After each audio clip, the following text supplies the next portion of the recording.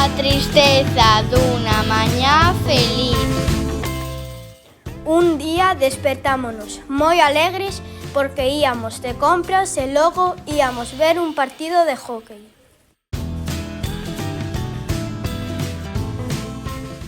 Cando chegamos ao centro comercial, os nosos veciños chamarnos que cerca da nosa casa había un terremoto. El terremoto lo destruía todo. Os veciños falaron con nosos pais e nos dixeron que podíamos contar con eles para todo.